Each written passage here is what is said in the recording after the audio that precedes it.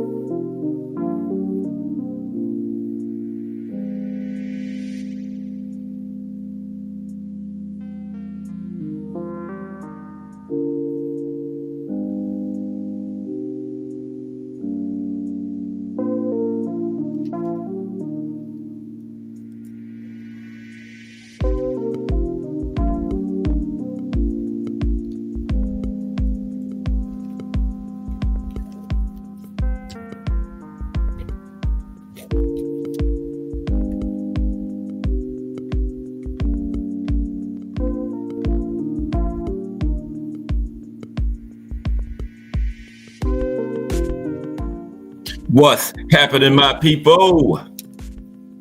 It's Cast Sports again, back for another afternoon with the family. Now, as usual, before I get started, let me give a shout out to the JBT community. It's just boxing talk. We're a group of people who just love to talk boxing, and we're always looking for others to join us. And you don't have to have a podcast. The only requirement is you just have to love to talk boxing. That's all.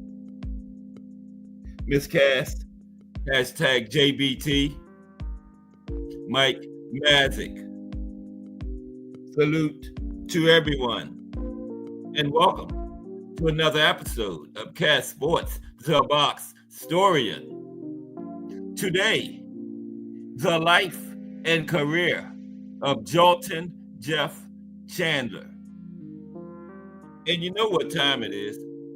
If it's Monday through Friday, 2 p.m., it's the Box Storian, bringing you all that boxing history. Boxing is the greatest sport of them all. That's why we love it. Can't get enough of it. How's everyone? This is the Wednesday afternoon hump day edition of Cast Sports, the Box Storian. Joltin Jefff Chandler. Brought to you by Mike Mazik. Mike is already in here too.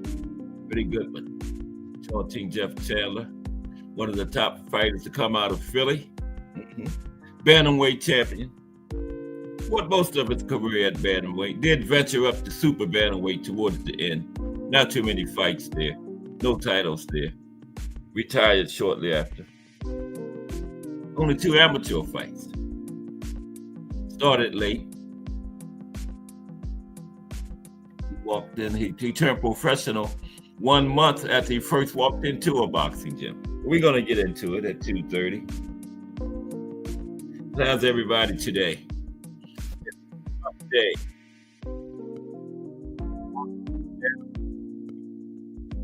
What happened this weekend as far as fights? I have no idea. We've been doing this highlights of boxing history series. Haven't been looking at the fights, but let's see real quick before we get into the highlights of boxing history. What's happening this week? I know what's happening next weekend. It's the big heavyweight showdown, Fury and Usyk, and it's also the JBT raffle, winner take all. It's not half and half anymore, 50-50. It's winner take all now. Okay, it hasn't been moving at all. Let me see where it's at now. I always look in the morning, but maybe it changed since this morning. Let me check real quick. We're going to check the boxing schedule. Then we're going to look at some highlights of boxing history. Okay, let's see where we are now with the raffle. Oh, come on, man. It was 2:15 now. We got a few more in, looks like. Oh, this phone, man. Here we go. 20. Okay, hardcore. Those are dues. Oh, well, okay. $235. $235 for the raffle now. Going toward $300. $5 to get in. We'll get you $235 right now. Okay? 5 entries with $20 will get you 5 chances though. $5 or $20 will get you $235 right now. Okay? That's a big turnaround there. Oh, this weekend. Let's see who's fighting this weekend. What is this? The 14th. Okay. Can't be nothing too big. I would have known about it. Okay. Well, Friday, we got to fight Friday. George Liddard to be announced. That's from London, England.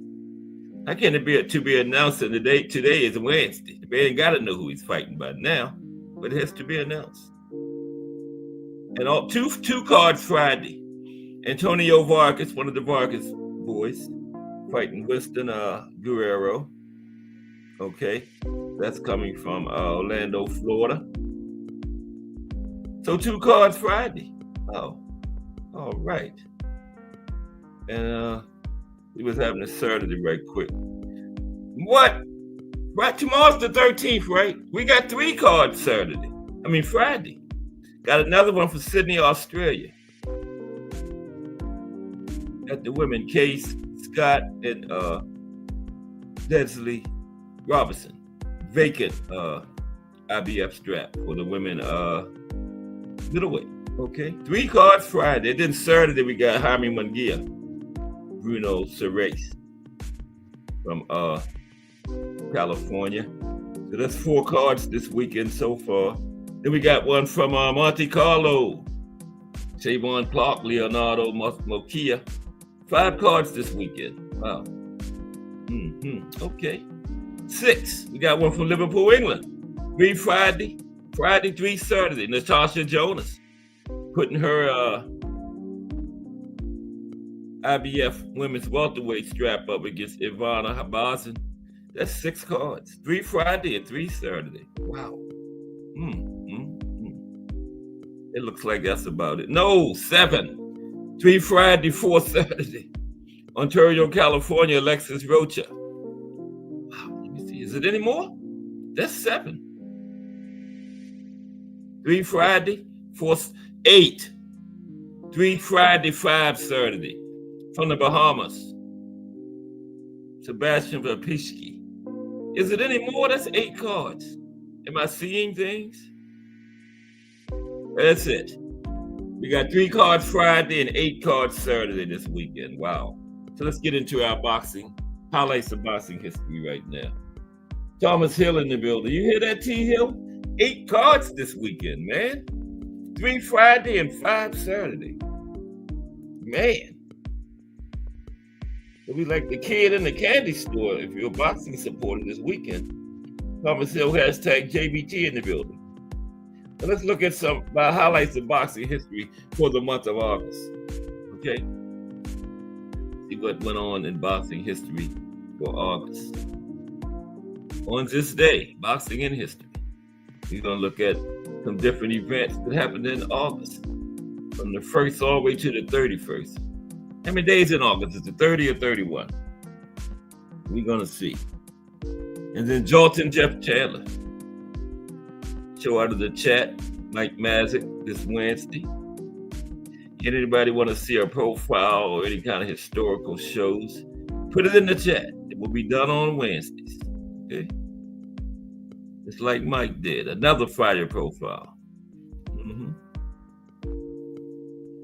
Okay. We're going to look at some highlights in boxing history right quick before we get started. If I can get down to August. I was on August and I looked at the schedule. I'm glad I did, man. 8 cards this weekend. Can you believe that? 3 Friday and 5 Saturday. Probably some more than that, you know. It's not on the schedule. Wow. Man, I haven't seen that many in one weekend. They just kept popping up. Where are we? July, one more month. We're up to August now. Just looking at stuff that happened in the month each day. Here we go.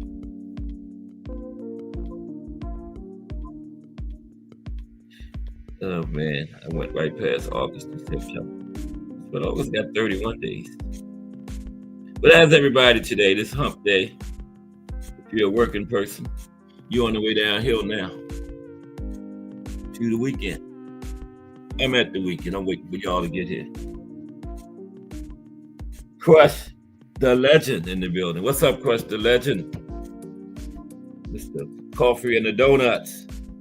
Monday through Friday, 6 a.m. Crush the Legend be cooking. Some legendary cooks. Throw a little R&B in there. Crush is a versatile guy, not just boxing, man. So check him out. Monday, Friday, 6 a.m. Salute Crush the Legend. Mike Rim. What's up, Mike? Y'all hear that? 8 cards this weekend, man. We got 3 cards Friday and 5 cards Saturday. I just looked at them. No big names, but it's boxing. One of them, Fernando Vargas' son's fight, I think it's Friday. That's amazing. 8 cards, man. That's crazy. I just kept going and just kept popping up. 3 Friday, 5 Saturday. But the life and career of Joltin, Jefff, Chandler. You get a bonus profile this week because Mike Mazik gave me this in the chat, and those are done on Wednesdays. Then my regular one Friday is going to be Roy Jones Jr., the life and career of Roy Jones Jr. And tomorrow, boxing in the States, we're going to be talking about New Jersey, right? Home of Slick Shakur Stevenson, the Just Do family, Ray Patterson, Marvin Hagler. We did Marvin from Massachusetts, but from New Jersey, but his boxing career played out majority in Massachusetts, so he gets both states. Aunt McQueen, attentive Aunt McQueen, notified me last week that Floyd Mayweather Jr. had a connection in New Jersey with his mother. So yeah, we're going to mention Floyd tomorrow too. You know, we did Floyd with Michigan too. Las Vegas. Floyd get 3 states. But okay. August 1st, 1987. Iron Mike Tyson defeated Tony Tucker to become undisputed world heavyweight champion. August 2nd, 1980, the Hitman, Thomas Hearns, became WBA World Welterweight champion. Took it from Pepino Cuevas, remember? Knocked off Pepino Cuevas in 2 rounds. Pepino, that's like a tongue twister. Pepino, you can't say that fast. Pepino, gotta say that slow. Pepino Cuevas. August 3rd, you mean pip. August 3rd, 1966. Butterbean Eric S. was born in Jasper, Alabama. He would later be remembered as Butterbean, big boy with the red, white, and blue trunks. August 4th, 1936. Homicide Hank Henry Armstrong became world champion for the first time by defeating Baby Arizmendi. And he became world champion a lot of times. He had 3 different weight classes simultaneously. That was his first one. 1936. But what weight class was it? Because he had featherweight, lightweight, and welterweight. It didn't even say the weight class, man. It was either featherweight, lightweight, or welterweight because he had all of them.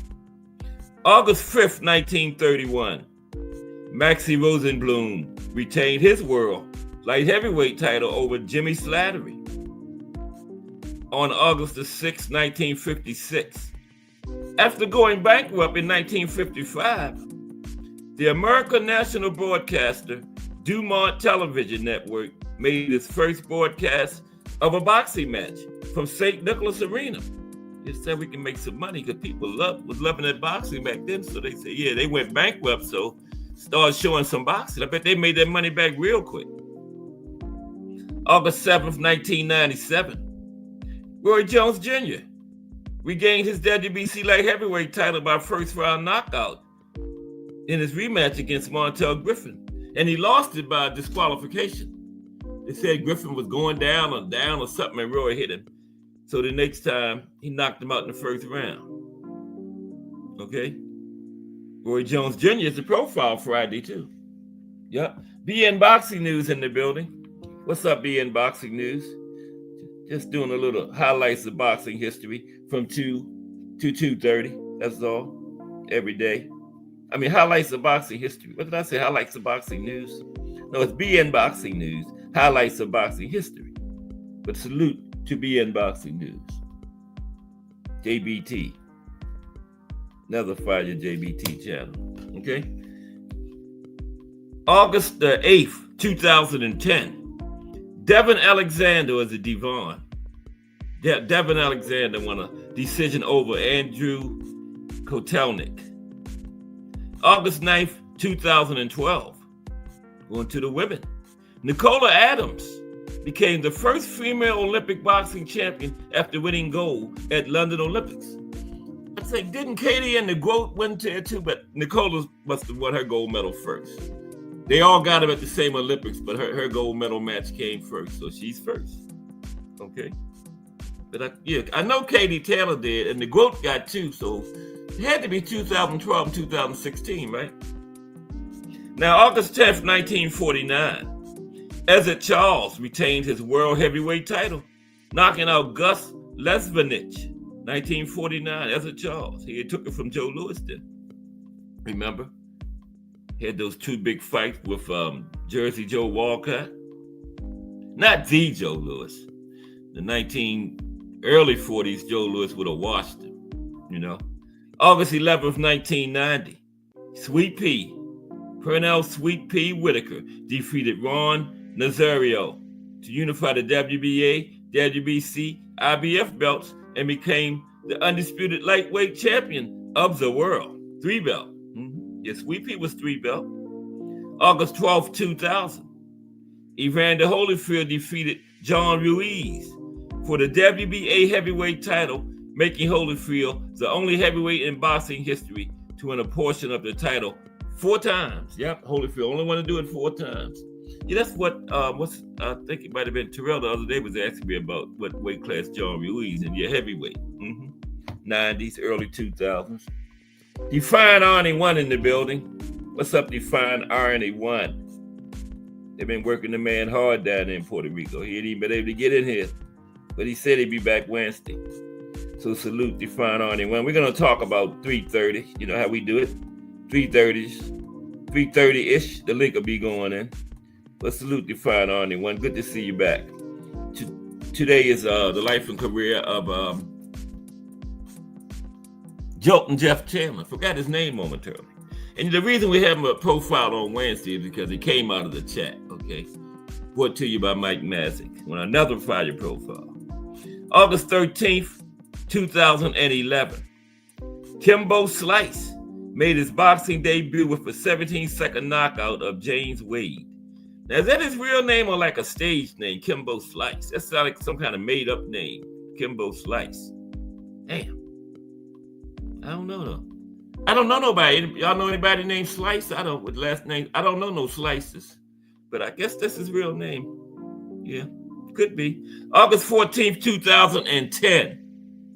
John Pascal defeated Chad Dawson by a technical decision due to an accidental headbutt. John Pascal. Yeah, you got to watch John Pascal. Yeah. They say accidental, but he got away with it. D for the win in the building. What's up, D for the win? Going on highlights of boxing history. Then at 2:30,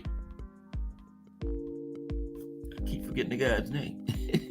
The life and career of Joltin Jefff Chandler. I know. Right there on the screen in front of me. Okay. Salute D for the win. There's Terrell right there. Wasn't it you, Terrell, was asking me about John Ruiz? Yeah, he was a heavyweight. He fought Evander. We just went over that. He fought Evander Holyfield August 12th, 2000. Evander became the first 4-time heavyweight champion against John Ruiz. Wonder if he's any relation to Andy. They both heavyweights. I doubt it. Might be his brother.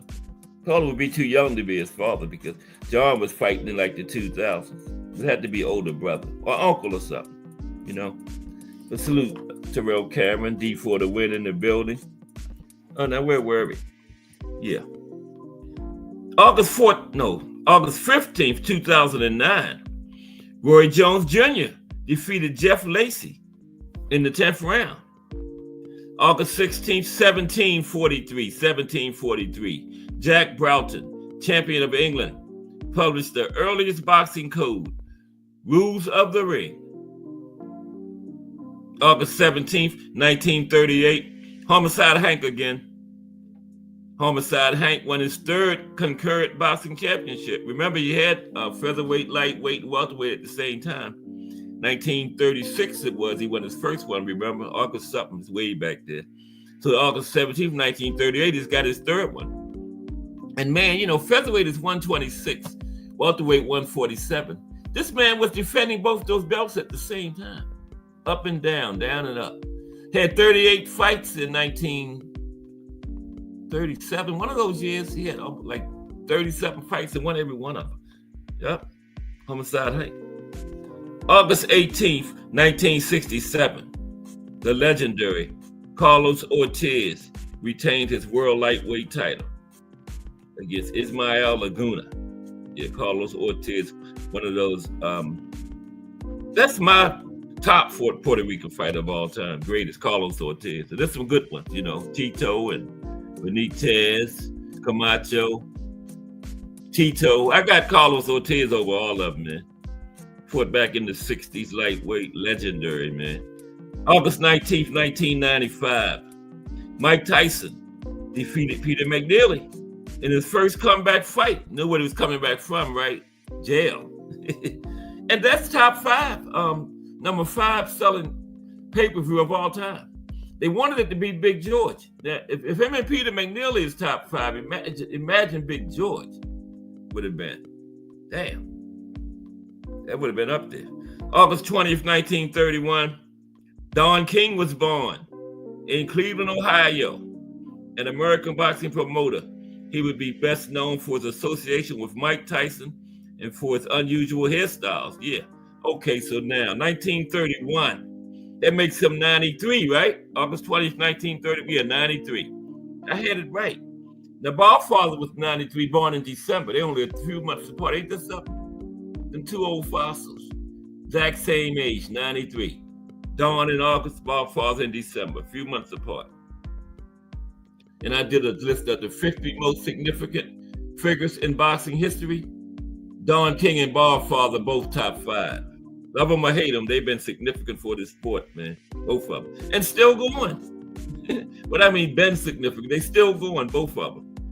August 21st, 1939. Lou Ambrose defeated Henry Armstrong to regain the world lightweight title. Ooh, Henry lost that one in 39. Wow. What's going on in here? Yeah, I remember that, T-Hill.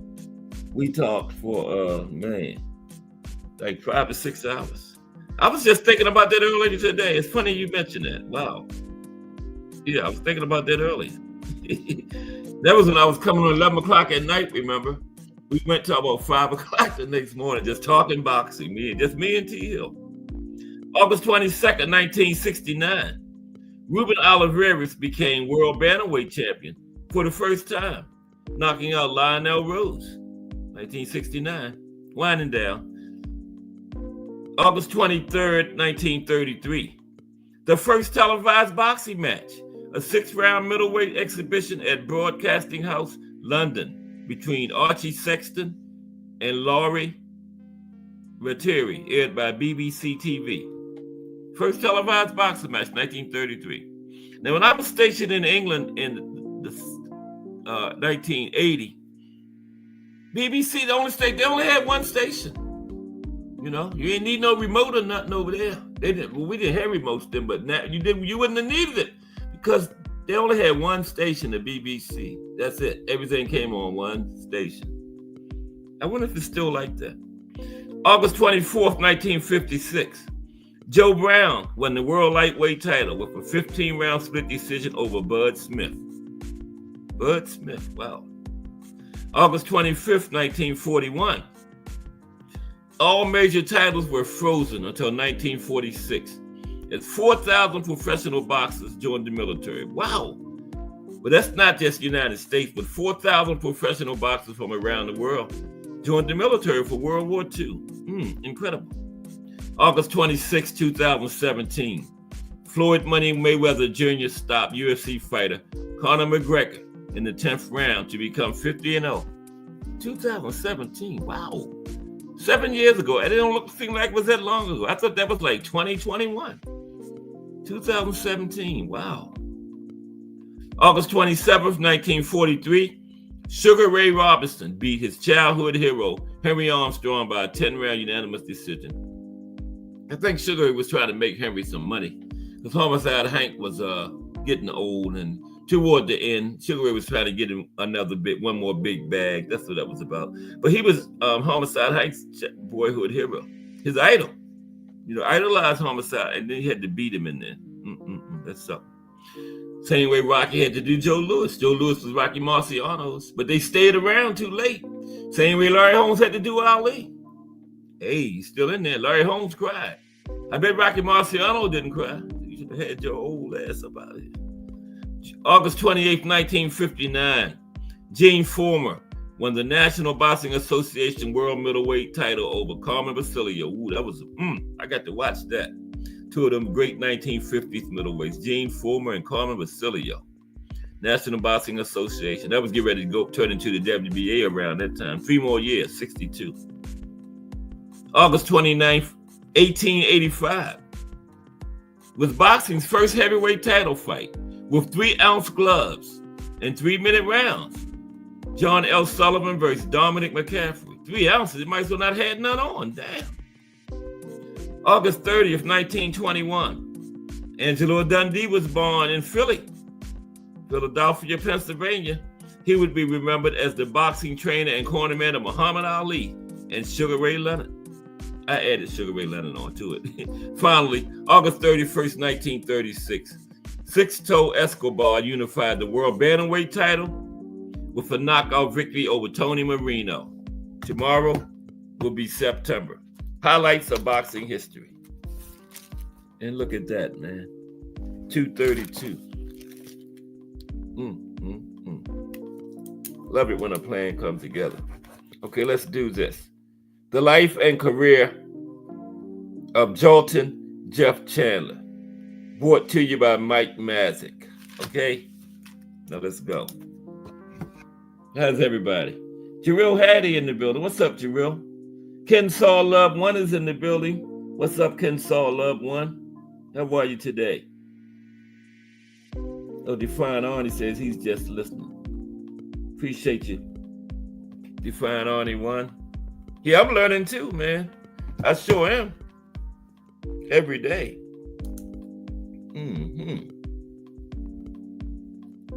What did I learn today? I learned something I forgot already. Ain't that something? I just learned it in the last half hour and forgot it. Wow. But it's right here in black and white.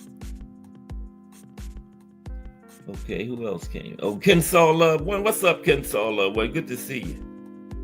Always a pleasure. Hope you enjoyed the show today.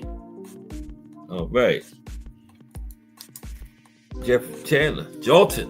Yeah, Jefff was a bad man from Philly. One of them bad Philly fighters. And then at the end, we have a little time before the link. I'm going to look at some other top fighters out of Philly. I don't know if I should do that, though, because I'm at the ends in the boxing in the States and Philly getting ready to come out. So I'll be talking about them in about, I'll see you at the end, because Philly's getting ready to come up on the boxing in the States series. And you know we got the segment boxers from the States, so maybe I shouldn't talk about no fighters from Philly at the end, because I'm getting ready to do that soon. I'm at the ends. Philly is the only state start with a P, right? Poland. No, that's a country. Poland, that's a country. Yeah, so Philly, I think it is. Pittsburgh, no, that's in Philly. Okay, let me get this up for you. Jefff Chandler.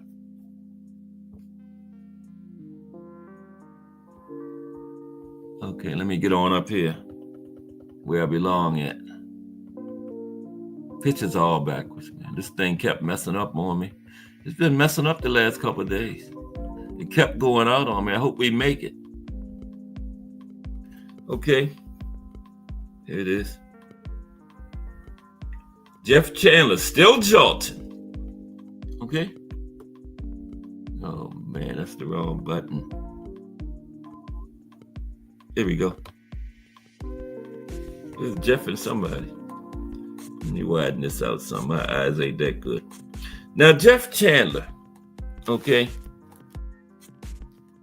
He was born September 3rd, 1956 in Philadelphia, Pennsylvania, right? He reigned as the lineal and WBA World Bantamweight Champion from November 1980 to April 1984, had a 4-year reign, okay? Now, he competed at bantamweight the majority of his career. At the end, he had a couple fights, not less than 5 at super bantamweight. So majority was at bantamweight. Now, he fought in the orthodox stance. He was 5'7" and 5'7" inches tall. Had a reach of 71.5 inches. That's good for 118, ain't it? 71.5, yeah.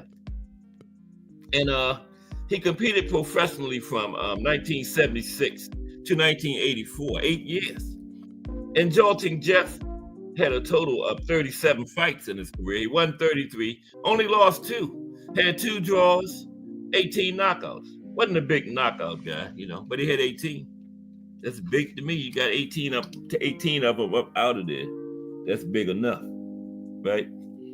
Now, even at just 118 pounds, right, Joltin Jefff was a giant of a man when it came to God-given talent, okay? He walked into South Philly's Juniper Gym at age 19. Mike Mazik heard of that, Juniper Gym. Started late. Walked first time in the gym. He was 19 years old, man. And he was on his way to becoming a world champion. Now, I guess check this out now. Joltin Jefff fought his first amateur fight. He only had 2 amateur fights. He fought his first amateur fight on a Friday, right? Which was I think it was a split decision loss, okay? And then he fought his second amateur fight the following Monday, okay? And he was up against this guy with 75 fights, Johnny Carter. Fought him later in the professional ranks. But his second amateur fight, he fought a guy with 75 fights and won on one judge's card. So Jefff said, I thought I won the fight, right? And I decided that I figured I was just wasting time in the amateurs if I could hang with a guy that with that much experience, one-on-one judges cards. And he said, plus, why keep fighting for nothing? Okay. So about 4 months later, He turned professional. Yeah. A couple months later, after 2 amateur fights, like 4 months after walking into a gym at the first time, he was having his first professional fight. Joltin Jefff Chandler. Now, he went Juniper Gym. That's the same gym where Matthew Saad Muhammad fought out of, right? And they both went on to become champions a year apart. Saad Muhammad became champion in 1979. Joltin Jefff in 1980. 1 year later, remember, held it for 4 years, too. Yes, he did. Now, he was managed by a guy named Arnold Giovannetti and trained by Pat Patterson. But about 7 fights into his career, his manager, Giovannetti, mysteriously disappeared. He had ties to the mafia, right? Now, they found his car at the Philadelphia airport, but he was never seen again to this day. That was 1976. What's that, like 58 years ago? They found his car at the airport and he was never seen again. So after that, he asked Willie O'Neal, big-time boxing guy up there in Pennsylvania, Philly, to be his manager. Mike probably heard of him too. You heard of Willie O'Neal, Mike? So Joltin Jefff, after his manager disappeared, he went to ask Willie O'Neal to be his manager. But Willie declined. But Willie told him, why don't he make his wife, Becky O'Neal, his manager? So Becky O'Neal became Joltin Jeff's manager. And he had to get a different trainer because, you know, some trainers and managers go hand in hand. So Matthew Saad Muhammad's trainer, Nick Belfiore, became Joltin Jeff's trainer at that point. And Willie O'Neal became his assistant trainer, right? Because he worked with his wife. And he became the assistant trainer. Eventually, he became his head trainer. But when he started out, it was a guy named Nick Belfiore, who also trained Matthew Saad Muhammad, right? And he called his manager, K.O. Becky O'Neal, right? She became Joltin Jeff's manager. I mean, your manager. Her husband was his trainer. And he said one time that Willie O'Neal and Becky O'Neal were the greatest thing that ever happened to his boxing career when he met them. You know, yeah, he said they were the greatest thing that ever happened to his boxing career, them two. Yep. Said it was never the same. And so then, after like 5 years worth of fighting, he made Willie O'Neal his trainer. Okay. Now, he said he would come to the gym. He worked at a construction company, too, when he first started it. And he said his trainer, Nick Belfiore, would have guys lined up to fight him. He said he was tired coming from work, but the guys would be lined up to fight him. He had just come from his construction job and was really tired. But he said after a little bit of time went by, he was ready. He would walk in the door and yell at them. Y'all lined up there and they get ready. Here I come. Started looking forward to the sparring, right? But yeah, like I said, 5'7" but he was a giant in the 118-pound division. And he made his boxing debut in 1976, right? It was at the Coal Mountain region of Scranton, Pennsylvania. Not Coal, C-O-L-D, C-O-A-L. Coal Mountain region of Scranton, Pennsylvania. 2 hours north of Philly, right? And it was at this place, this Scranton's Catholic Youth Center gym. It was over a bowling alley. We had his first fight. And it was a familiar venue for Philadelphia fighters. This was the same place Philly's uncrowned champion, Tyrone Everett, started his career, remember? There was another fire profile Mike Mazzick gave us, Tyrone Everett, earlier this year. He fought out of that same place. The gym, it was called the Catholic Youth Center Gym over top of a bowling alley, right? Used to have fights there. And his first fight was against a guy named Mike Dowling. Let me get down to the bottom. Should have been down there. Told you the pictures are backwards today. Yeah. I've been having problems. I hope we make it to the end. I'm serious. I'm not joking. First fight was against Mike Dowling. Okay. And Mike Dowling came into the fight 1-0. Okay. He was 0-0. Mike was 1-0. And the fight ended in a draw. Yep. 1-0, 0-0. His first fight ended in a draw, so now he's 0-1.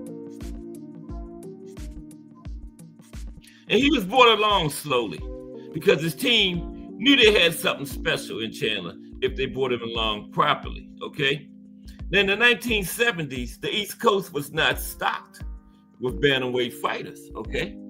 You know, the lower weight classes wasn't too many of them on the East Coast, right?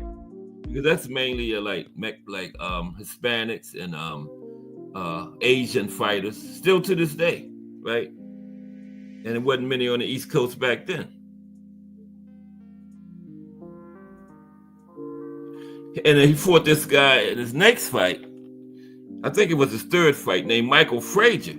And this guy only lived they grew up 3 blocks apart. Now imagine that. You fighting a guy in a professional boxing match. They grew up only 3 blocks from. Wow. Amazing. You know? Hope for y'all making some cash. That was all right. Excuse me for a minute. I had my fight written down. Yes, Michael Frazier ain't on there. Why don't I just tear that off? I can see that in the chat. I tore the damn thing in half. Oh, gas. But it was a nice clean tear. Okay, let's continue. Life and career of Joltin Jefff Chandler. Brought to you by Mike Massey. Okay. Now, after he fought Michael Frazier in his third fight, once he became champion, he started using Michael Frazier as a sparring partner, right? Because, you know, they knew each other. They grew up together, right? He became his sparring partner. Like venues like the Blue Horizon Convention Hall in Atlantic City, local venues, Fournier Hall in Wilmington, Delaware, they would provide Chandler with the needed experience that would benefit him later in his career, because there was a lot of tough local fighters from that area. And all those local venues where the local fighters fought at early in his career paid off for him later on when he got to the top level. Now, his first fight at the Spectrum was in November of 1976 against Pee Wee Stokes of New York City. Okay, Pee Wee Stokes of New York City. First fight at the Spectrum. It was a scheduled 4-rounder. And both fighters came in at 5 wins, no losses, 1 draw. Had the exact same record, both fighters, right? Now, the main event for this fight, it was a pretty good card. Guess who it was? That fight that we talked about in the Everett, Tyrone Everett profile. He was on that card. It was Alfredo Escalera against Tyrone Everett, where Everett got robbed. Remember that one? Mike gave us that one too. Yeah. His first fight at the Spectrum was on that card. Okay? Yeah. Alfredo Escalera against Tyrone Everett. And Tyrone Everett was 34-0 at the time. And he was going, that was his first title shot, man, and they robbed him. And Jefff said, I had the walkout fight that night and only saw a couple of rounds of he had to fight. He was in the co-main, so he only saw a couple of rounds of the Everett fight. He said, I watched it later, and Everett really got robbed bad, you know, he said about it. You know, and a lot of people think to this day that was one of the worst robberies in history, man. Have y'all ever checked that out? I checked it out after Mike gave us the profile, and yeah, he clearly beat that man. And they had the referee judging. They had a judge from Puerto Rico, and they had a judge from Philly. And so they felt that the judge from Puerto Rico was going to go against him. I know this about Jefff, but we're going to get off of Everett in a minute. But he felt the judge for Philly and the referee were neutral. And the referee did go for him. And the judge from Puerto Rico, of course, went for Escalera. But guess what? The judge for Philly robbed him too, went for Escalera. Yes. So he had to have been paid off. He got up out of there quick too. Like that guy did this weekend. They had Paro 117-111. Eddie said he couldn't find him. Remember, Eddie got the ring, said he said his name. He said, I don't know what he was looking at. Wherever he's at, Eddie must have went looking for him. That judge got low, man. That's how this guy did. But anyway, yeah, Everett was shot to death 6 months after that fight too. He was actually training for the rematch. Was going to be in Puerto Rico in Escalera's home when he was shot. Yep, shot to death. Looked like a drug deal going wrong to me, but I don't know. That's what it seemed like. Yeah. Now, he fought earlier on that card, right? Now his first real test came up was that night when he beat Stokes. It was really the real start of his career, right? And it was still almost 2 years before he had his first 10-round fight. Okay? Almost 2 years before his first 10 rounds. Now, in another major fight that he had, okay? Let me see something. I should be counting. I know I got 15 of them. That was the third one. Right? Okay. I think I'm going to do that. I can keep track. I was just thinking out loud. I'm sorry. And yeah, after that fight on that card, in another major fight, he was on the card of Marvin Hagler versus Benny Briscoe. Bad Benny Briscoe, remember?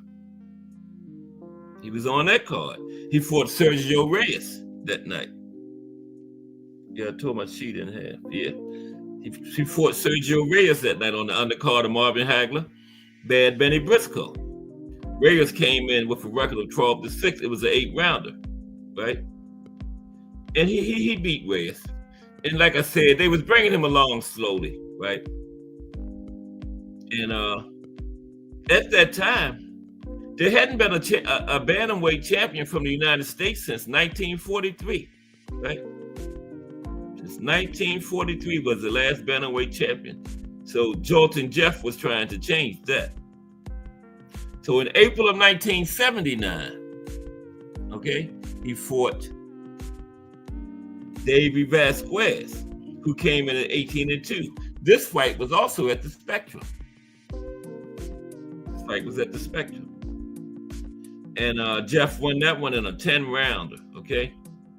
He said Vasquez had good stuff. Okay?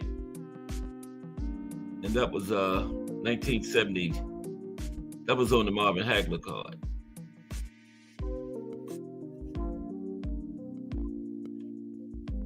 April 1979, right? Okay, here we go. So his next fight was July 1979. He went up against Baby Kid Chocolate, right? That's Jefff. I couldn't find no picture of Baby Kid Chocolate.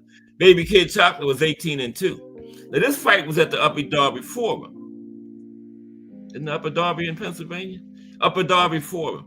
And it was for the USBA bantamweight title. United States Boxing Association title was on the line in this fight. Okay? Yeah. USBA. I don't even think that's still around. Now, before the fight, Vasquez told him he was going to jump on him. But Jefff said, I jumped on him first in the opening round. And he stopped Baby Kid Chocolate in the 9th round. So he's now the USBA champion. Okay? Then in February 1980, he added the NABF title, North American Boxing Federation title, to his trophy case. He went up against Javier Flores, a veteran. Javier was 26 wins, 4 losses, and 3 draws. Okay? He dropped Flores in the 9th round and stopped him in the very 9th round, the 10th, to become two belt champion. Minor titles, USBA and NABF, United States Boxing Association, North American Boxing Federation. Ali had the NABF at one time. It was a big deal back in the 70s. Yes, it was. Mm-hmm. Now, what he really wanted was that world title. And by the years in 1980, he had it. Yep, by the end of that year, 1980, he had it. And he held it for 4 years. Okay, let's continue. Now, before that, he went to Atlantic City. He defeated the Puerto Rican champion, Puerto Rican 118 champion, Andre Hernandez, right? Now that's not Jefff and all these guys, but that's Hernandez faces. I couldn't find pictures of Jefff with him, so those are the guys. That's Andre Hernandez. Andre was 30-6 with one draw in his career, and he had defended that title 2 times. Okay. Now he had lost by knockout to Carlos Zarate, legendary. Did I just talk? No, it was Carlos Ortiz. Yeah, he had lost to Carlos Ortiz in 13 rounds. This is Hernandez. He had went up for the WBC belt, which Carlos Ortiz had at 118, and Hernandez lost that one. Okay, he got knocked out in the 13th round. And this fight was on the undercard of Matthew Saad Muhammad and John Conte in Atlantic City. Okay. And he said he would have liked to have fought Zarate instead of Hernandez, but guys looking around, Zarate probably didn't want to get in there with Jefff. So finally, he gets his championship opportunity. Okay. It is right there. Gets Julian Salas. I got all that stuff in the way, but that's them. That's Jefff on the left, Julian Salas on the right. Okay. Now, in July, he was matched up with the WBA champion, Julian Salas. Salas was 21-0 at the time of Puerto Rico. Jefff was unbeaten too at the time, both unbeaten. Salas came from Puerto Rico. And the fight was in Miami, right? They signed it in July, and the fight was in November of 1980. Salas' WBA title was on the line, okay? Now, on the undercard, guess who was on the... This was a championship fighter, and Joltin, Jefff, and Salas was the main event. But guess who was on the undercard? Alexis Arguello and Jose Luis Ramirez was on the undercard, man. And Chandler said, can you imagine that? The great Alexis Arguello on my undercard, right? And Jefff was well ahead on 2 of the judges' scorecards when he stopped Salas in the 14th round. He had to fight one, Salas needed a knockout by that point. Jefff was ahead on points, but he stopped Salas in the 14th round to become the first world bantamweight champion from the East Coast and from the United States since 1943. Back then it was 33 years, right? First American bantamweight champion in 33 years. Now he said Salas was a good boxer with a lot of heart. So he said, I just kept being aggressive. He said, I felt great.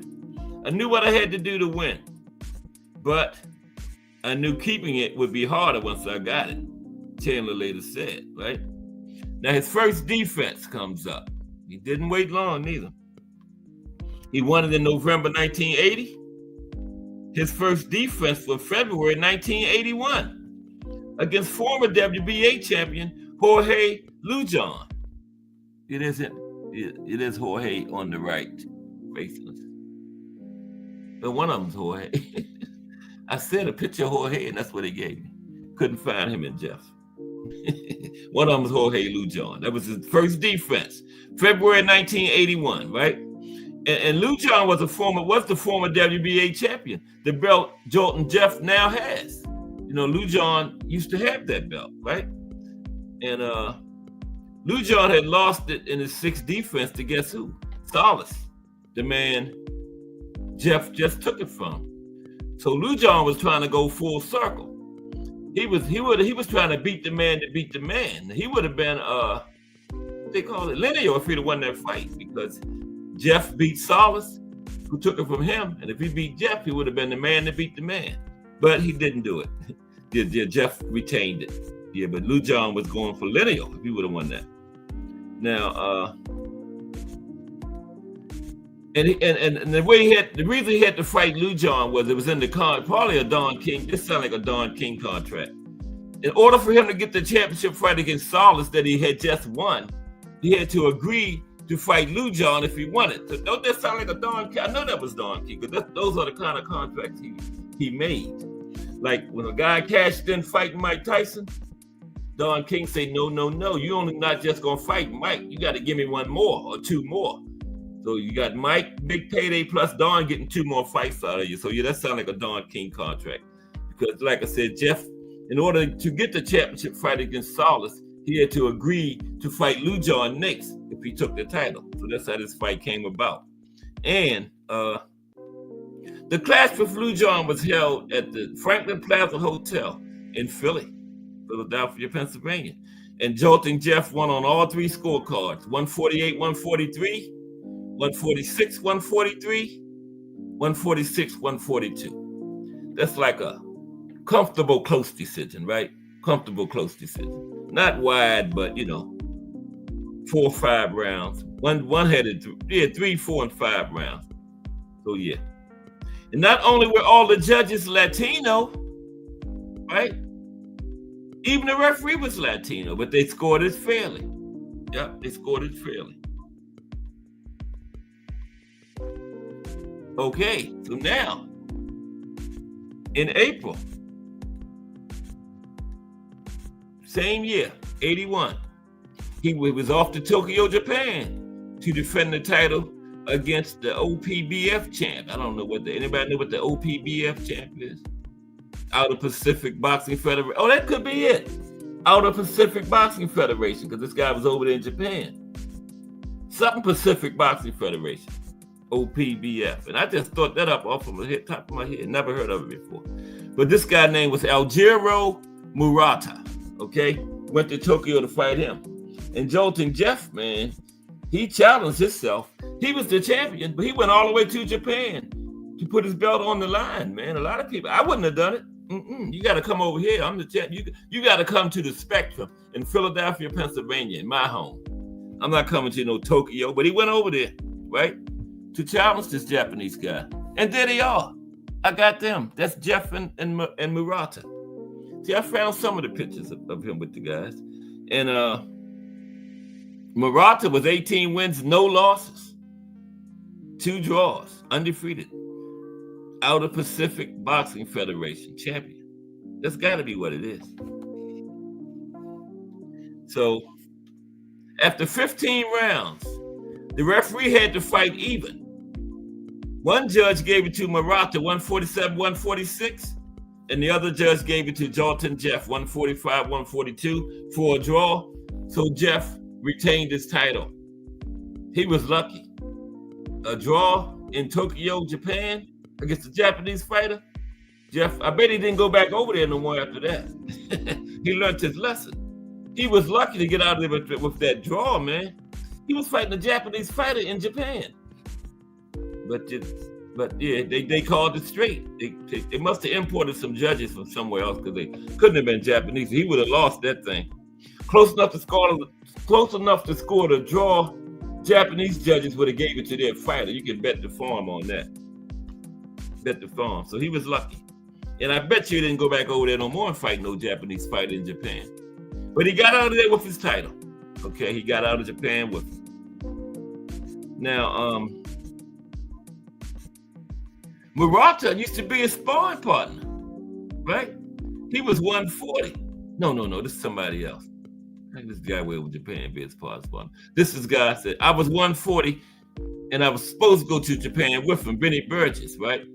Benny was 22-5-1 as a professional. But he said he went to the Nationals instead and won them at 16. Yeah, Benny was still an amateur at that time. But he was sparring with Jefff. He was supposed to go to Japan with him, but he stayed over here and went to this amateur tournament and won the championship, right? He said Joltin Jefff is the greatest and he made me a better fighter. Benny Burgess, okay? Now about the Murata fight with the draw, Joltin Jefff said, I thought I won the fight. He said he kept coming in with his head, causing a cut on me. But yeah, he got out of it with a draw, so he kept it. But there would be a rematch with Murata. But before the rematch, he fought Salas again. And we're going to see where that rematch was at. I bet you it wasn't in Japan. But before the rematch, he fought Salas again. Now Salas is 22-1. You know, Joltin Jefff is still his only loss, right? Still his only loss. Did I miss anybody coming in? No. Yeah, Joltin Jefff and McQueen in the building. You gotta learn how to scroll down. Oh man, I'm sorry, y'all. Ant McQueen, Ray Patterson, straight out of New Jersey. What's up, RP? I'm missing people. I'm gonna get fired. Miss Cass, watching. Y'all need to put the scroll down, Cass. There'll be another box story in here. Jolting, we got RP, we got Aunt McQueen, and hardcore boxing news. And I'm missing famous people and stuff. Ray Patterson, Aunt McQueen, and hardcore boxing news. Damn, man, this might be my last show. Cross y'all fingers that I'll be here tomorrow. That was a crucial mistake. Aunt McQueen, Ray Patterson, and Jay Hardcore, I missed them coming in. Yeah, that's a bad mistake. But salute, gentlemen.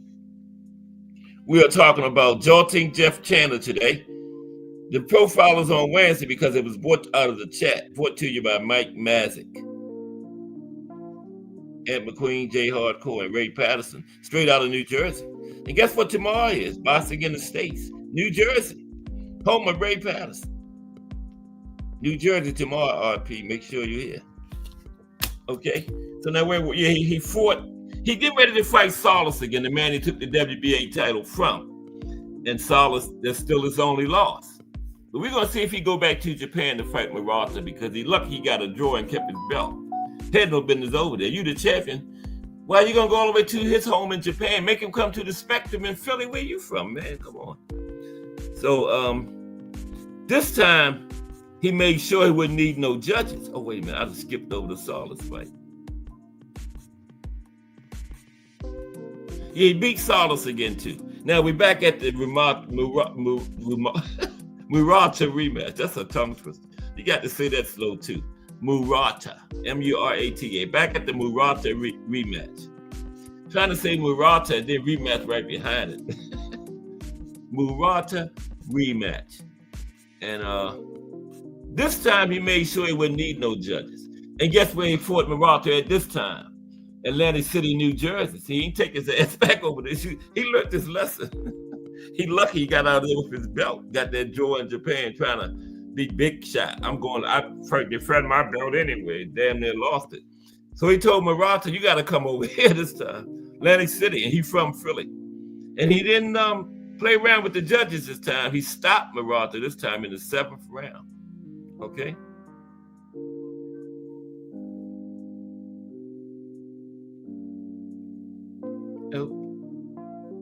I'm wrong. That was Solis in the 7th round. But I was right, too. In the rematch with Murata, he made him come to Atlantic City this time.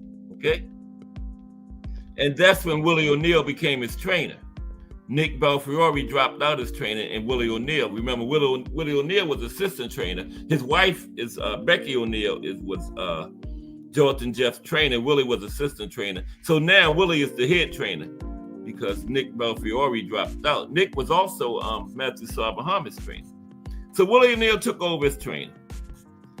And this time he stopped Murata too in the 13th round. So he ain't playing around with them judges no more. He stopped Solis in the 7th round, and he stopped Murata in the 13th round. And I told y'all he wasn't going to Japan no more. Made him come to Atlantic City, and he from Philly. That's where he should have did the first time, right? And this was Murata's first loss, because Murata was undefeated. He already had a draw, and then he had the second draw with Jefff. First loss. And Solis, only 2 losses was to Jefff, right? So let's move on. Then he fought the guy he lost to in the amateurs. Remember he only had 2 amateur fights. Remember the guy had 75 fights, his second amateur fight? He fought him next. Johnny, the Dancing Machine Carter. Let me see if this Johnny, because I done got tied up in my pictures. Yes, that's Johnny and Jefff. Johnny, the Dancing Machine Carter, right? And Johnny was 23-1. This is the one that Chandler had lost to in the amateurs in one of his 2 amateur fights. And Jefff said, we were in the ring getting announced and said Carter made the tomahawk motion, like you gone. The motion across the throat. Yeah. And then he started dancing.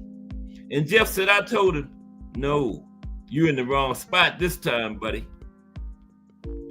And they had gone to night school together, him and Johnny, so they knew each other good. And he said he knew it was going to be a lot different this time as early as the first round. Because in the amateurs, Johnny had 75 fights, and Jefff only had one. That was only his second fight. And he still only lost by split decision. One of the judges gave him the fight. So now he said, it's going to be different this time, Johnny. And he said Johnny knew it was going to be different as early as the very first round. And Jefff was ahead on all three scorecards going into the sixth round. And he said he got up for the sixth round. And he said his trainer slapped him on the butt so hard he thought he was having a heart attack. He said, now, go get him. And Frank Cappuccino, the referee, stopped the fight at 2:28 of that round. So it only took him, 32 seconds into that.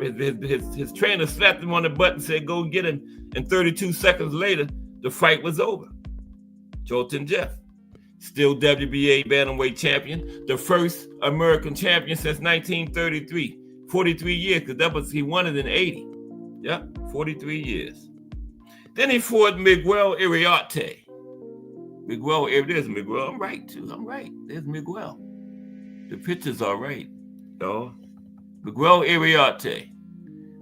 I don't know what he was. And Miguel was 12 wins, 1 loss, 1 draw. Atlantic City, New Jersey. After he got that bad draw in Japan, he thought the judges gave him a bad rap. He ain't leaving the Philadelphia area no more now. It's either Philly or Atlantic City is fighting now. Jefff ain't taking no chances. He fought Iriarte in Atlantic City, right? Panama. Iriarte is from Panama. 8 round. Now, Iriarte came into the fight with an 8-fight winning streak, too. Wow. D1. Come to Angry White Men in the building. What's up, D1? Friday at 10 p.m. D1 and William Old School. All right. I guess that's how you pronounce it. That's how D1 pronounces it. So I guess that's right. I'm going to have to ask Old School. But salute, D1. Friday broadcast, Angry White Men. Fridays at 10 p.m.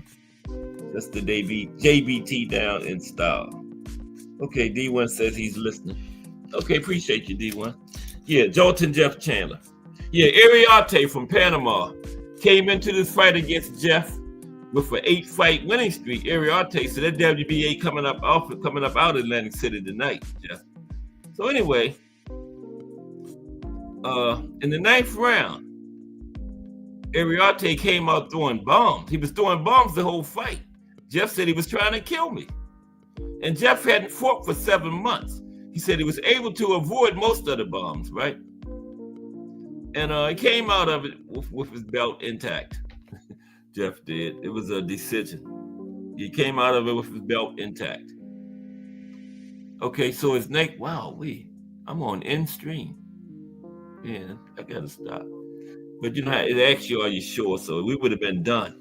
No, I ain't sure. It's only like 3 o'clock. Then he fought future Hall of Famer, future WBO champion and Hall of Famer, Gabby Canizales, who came in 24-1. And Gabby had Jeff's old title, the USBA championship. And guess what? Gabby came into that fight with 14 straight wins. So Joltin Jefff was not ducking anyone. He was not doing any ducking. Gabby came in with 14 straight wins. And Jefff said he said to himself, where are the easy fights? He had defended against number 1 through number 4, back to back to back to back, right? And Canizales' trainer, Jesse Reed, said Chandler was a great fighter. And this fight, you know where it was at? Atlantic City. He ain't leaving there no more. And he won unanimous decision. 148, well, these are 15 round scores. 148, 140, 145, 141, and 147, 140. 2 of them was pretty wide. And that was his 7th defense of the WBA strap, right? Then he fought Murata for the 3rd time. Guess y'all already know where, but I ain't even got to say it was in Atlantic City. Told you he messed around in Japan no more. Fought Murata for the 3rd time in Atlantic City again. He the champion. So he's telling Murata, you got to come to me. I don't know what you should have done the first time. He lucked up. This was in September, right?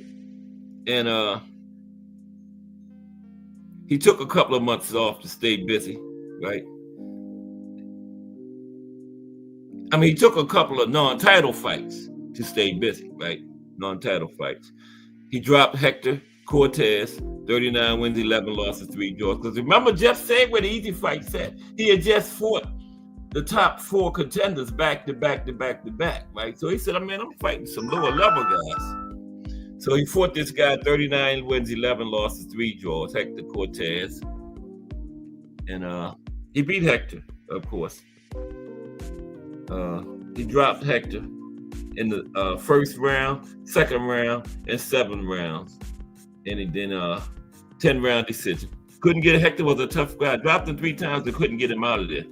He said, I was really cracking him that night, right? But he couldn't get him out of there. And so, guess what? Chandler, Joltin Jefff wasn't so fortunate in his next fight. He lost a split decision to Oscar Muniz from LA. The title was gone, but still an American kept it. Oscar Muniz came in 36 wins, 3 losses, 3 draws. And he had Jeff's other old belt, the NABF title, right? And Oscar came in on a 10-fight winning streak. So Jefff took that little break for some lower level guys, then he went right back to the top. Remember, he had fought a guy on an 8-fight winning streak, 14-fight winning streak. Muniz came in on a 10-fight winning streak. And he said he was offered to fight Muniz for $100,000 to fight Muniz with 1 week's notice. He said, I couldn't turn it down. And though I'd only been in the gym 1 day, I thought I did all right, all things considered, said Chandler. And they promised to give Muniz a title shot after a September defense in a rubber match with Murata, right?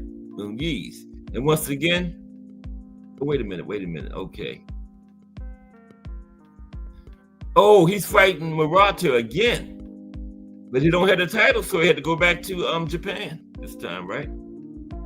He said he went to Japan with a knockout on his mind. So that's what happened. Okay, I got a little mixed up there. He's fighting Murata again. After he lost the title, his first fight after the title match was Murata. But Murata got him back in Japan because he didn't have that belt no more. Okay.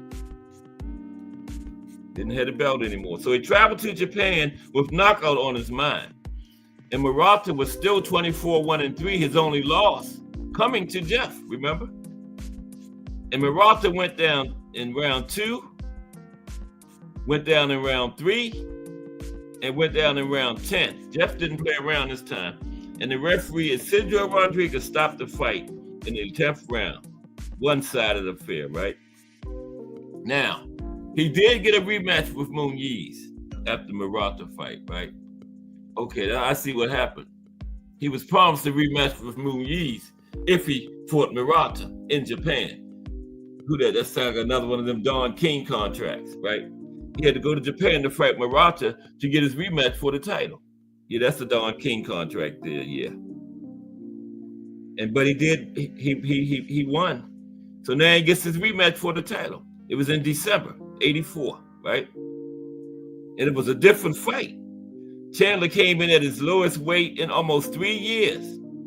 And he said, every time Muniz had an itch, I scratched it, okay? And Muniz was 38 wins, 3 losses, 3 draws. He was no match for Chandler this time, right? And a hit on all scorecards, he cut Muniz and then stopped him at the 23-second mark of the 7th round. He had avenged his only loss, and he got his title back. Yep. Next, Chandler will fight the well-regarded Ricky Sandoval. We winded that. Oh, this was a good one here, Mike. Wow, I told you this was a good one. Next, in Atlantic City, New Jersey, he fought Ricky Sandoval, 22-0 of California. Told you, Joltin Jefff didn't fight. He fought all top guys, except for that one stretch when he took that break. But he deserved the break. He had fought the top 4 contenders in the bantamweight division back to back to back to back. Guys, 8, 10, 14 fight winning streaks, man. So, but he went right back to the top after that. Okay? So this guy's 22-0 in Atlantic City, though. But Jefff said, as long as I got this belt, y'all coming to Atlantic City. Because you remember what happened to him in Japan way back then. Okay? This is in April 1984. So this is his 10th defense. I think it was like his 8th one when he lost it. So he made one other one, and now this one. 10th defense of the title, right? Now, Jefff said, I had hurt my left shoulder several weeks before the fight. And the day of the fight, I got an injection for the pain. He said, by the 3rd round, I told Willie O'Neal, my trainer, I felt like I was drunk. He said, that shot really affected me. And why he didn't get it earlier was for reaction purposes. Why he didn't get it earlier for reaction purposes, he didn't know, had no reason. He got dropped for the first time in his career in that fight in the 11th round. And Jefff said, I didn't think it was a real knockdown. But referee Arthur Mercante, it was real because Arthur was solid. Arthur didn't cheat. Arthur was a solid referee, man, Mercante. One of the best ones of that era. It was a real knockdown, Jefff. And Arthur stopped it at 120 of the 15th round. And he lost his title again. And that was his last and final fight for Jefff. When he lost his title. Second loss, went down for the first time in his career. And then 2 years after that, Sandoval lost the title to Canizales, who Jefff had beat, remember? And that was Sandoval's only loss in 30 fights. And at the age of 27, Joltin Jefff announced his retirement with a record of 33 wins, 2 losses, and 2 draws, 18 by way of knockout, with 9 successful title defenses. Because remember, Sandoval was his 10th, which he lost, okay? 9 successful title defenses. Jefff said, I was told I had cataracts on both eyes just prior to the Sandoval fight and knew it would be my last fight going in. Okay? Chandler was inducted into the International Boxing Hall of Fame in 2000. And he said, I knew I was that good. Right? And Chandler now resides in Newark, Delaware. He has 3 sons, Tariq, Jeffrey Jr., and Julius, who live in the Germantown section of Philadelphia, right? And he goes around and does speaking engagements at to kids, different places and stuff, And he said Muhammad Ali was the reason he got into boxing. Yeah, back in that era, 70s, Muhammad Ali was every young boxer's idol, And he also said Joey Giardello, one of those famous middleweights from back in the 50s. He talked to him all the time, and Joey told him how dangerous the sport was. He said, that's why I always kept my hands up. And there you have it. The life and career of Joltin Jefff Chandler, brought to you by Mike Massey. Good one, Mike. Very good one. Excellent, excellent one. Thank you. Appreciate you. 1000% Mike Massey. That was great, man. Joltin Jefff Chandler. Appreciate you, Mike. Okay, let's talk about a couple other boxers from Philly before we go to the link. I'm going to put the link about 3:30, about 10 minutes. You can wait, Jarrell. I like messing with Jarrell. That's my young buddy there. Jarrell Hattie, knowledgeable boxing guy. Tried to troll me one day like he ain't know nothing about boxing, but I read right through it. And I still cooked it. But he'll be up here in a few minutes. Jarrell hit anybody's link. Jarrell was on BFTB? On his link, on his panel one time. Jarrell ain't scared. Ain't no fear in Jarrell Hattie. Yeah, we're going to talk about some other boxers from Philly now. A couple of them. Some old school guys from way back then and all that kind of stuff. Then we're going to drop the link in the chat. Hope everybody enjoyed that. That was very good, man. Very good profile there. Yeah, Mike Massey always give me some fire ones. Be nice if he gave me one every week. No, I'm just joking, Mike. I ain't putting that kind of pressure. But that was excellent. Okay, talk about some of these other fighters from Philly right quick. Okay, this guy name was Philadelphia Jack O'Brien, right? He had 188 total fights. Let me put Jefff back up there because that thumbnail was fire right there. That was fire there, wasn't it, y'all? Jack O'Brien had 188 total fights. He won 136, lost 12, had 23 draws. That's a lot they had a lot of draws back in them days. And guess what? He had 16 no contests. What is that about? 16 no contests. 55 knockouts, right? And he won the light heavyweight championship from Bob Fitzsimmons in 1905. That takes some doing because Bob was a bad man. And Fitzsimmons went on to become middleweight and heavyweight champion, right? And prior to winning the fight from the belt from Bob Fitzsimmons, O'Brien defeated welterweight champion Joe Walcott. Not Jersey, that was Barbados Joe Walcott. That's who Jersey Joe Walcott named himself from. The New Jersey Joe Walcott named himself after Barbados Joe Walcott. This is that one. And he also beat, back talking about O'Brien, he also beat future heavyweight champion Marvin Hart in 1902. He defeated future heavyweight champion Tommy Burns in 1904, right? In 1906, he had a draw with then champion Burns, and he lost in the rematch with Burns. And he was inducted into the International Boxing Hall of Fame in 1994. And I ain't gonna do too many of these because I got boxing in the States, Pennsylvania coming up in a few weeks, so I don't want to do too many. Because I'm gonna be doing talking about some of these people that day, right? So trying to get to 332 more. One more, then I'm gonna put the link in because I can't. I'm gonna put the link in now, man, because boxing in Pennsylvania coming up in a few weeks. So I'm gonna have to talk about some of these same people, man. So no, I can't do that.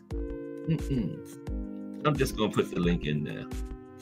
Is that all right with y'all? And then if nobody hit the link, I'll go back up and talk about some of the boxers from Pennsylvania. That's a plan then. Okay. Here comes the link. Let's see. Damn cursor keep going up there to end stream, man. I ain't trying to end the stream. Where are you, cursor? Gee, cursor. Now end stream disappeared. Did I end it? Damn. Oh, there it is. Excuse my language, man, but wow. It keeps saying, are you sure? Because I hit end stream 2 times. I'm glad it say that because we'd have been out of here. We'd have been out of here. Damn. Okay. But how's everybody, man? It's hump day. Hump day is every day for me. The weekend is every day. And every night is New Year's Eve. Okay, let me get this link in here. Okay. Oh, we got 8 cards this weekend, man. 3 Friday and 5 Saturday, and probably some more that's not even listed. You know, always some that's not listed, but 8 on the schedule. Isn't that crazy?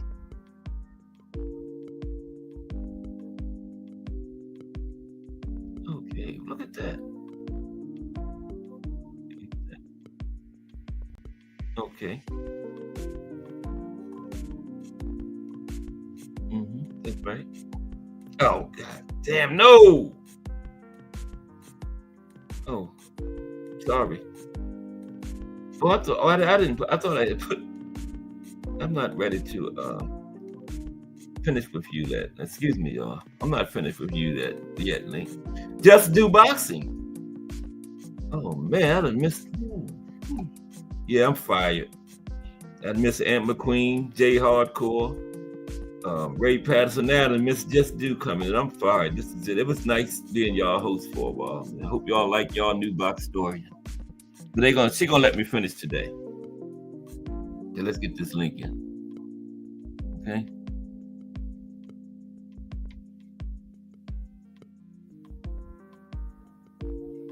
JEN. Might be Miss Cass.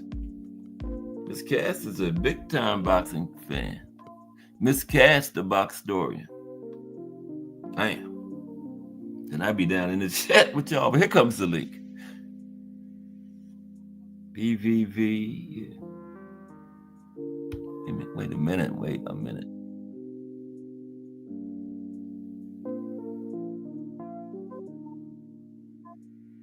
Wait a minute, man. Something's not right.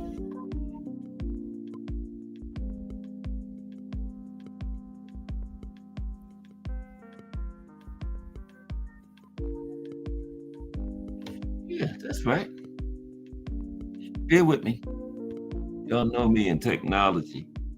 Do not like each other. I like technology. Technology don't like me. It's not me, it's technology. But there it is.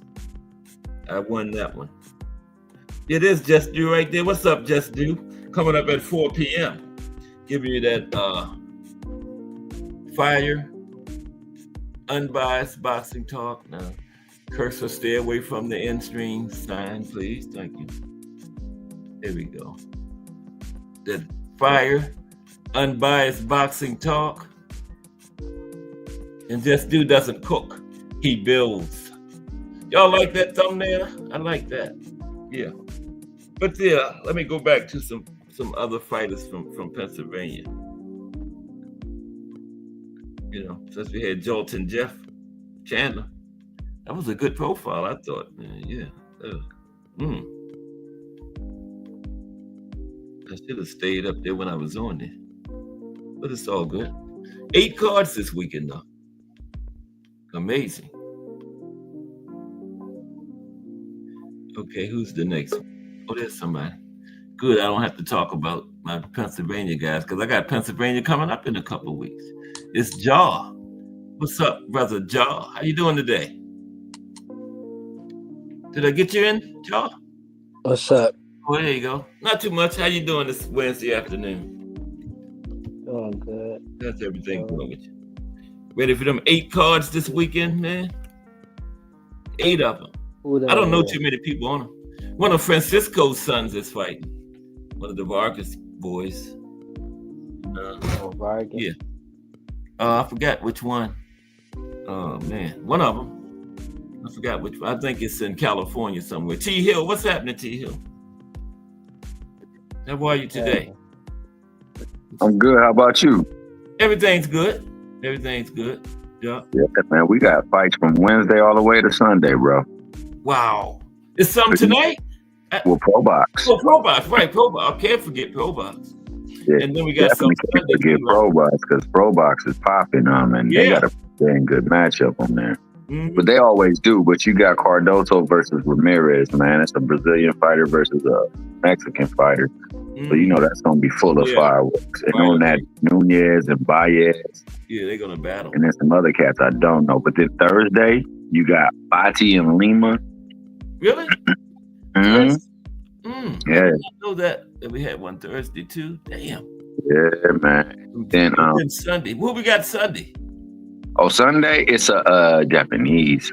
Okay. I think a Japanese matchup. Yeah. You see by their time compared to us, right? Okay. Yeah. So that might be early morning. Yeah. That it's Sheeta versus Don Stewart. Okay. Cool. Wow. Most of those fights are like from Japan. So yeah. Boxing nonetheless, man. Them boys be boxing out that way too. I know. Yeah. So we got a lot of cards, man. But on that Rocha Curiel fight card, you got Conwell Vergara, you got Esparza, Musino, and Ramirez and Boyd. Is that Friday or Saturday? No, that one right there is Saturday. Yeah, because I'm just looking at that. Okay, Saturday. That's a huge fight card. Yeah, yes it is. You got Jonas got a card. I was just getting ready to say that. Yeah, yep, the women. Rocha got a card. Jonas got a card. On this Akhmadiev and Espinoza card, man, it's one fight in potential, man. It's I forget her. I think her name is Abigail Ferreira. Mm-hmm.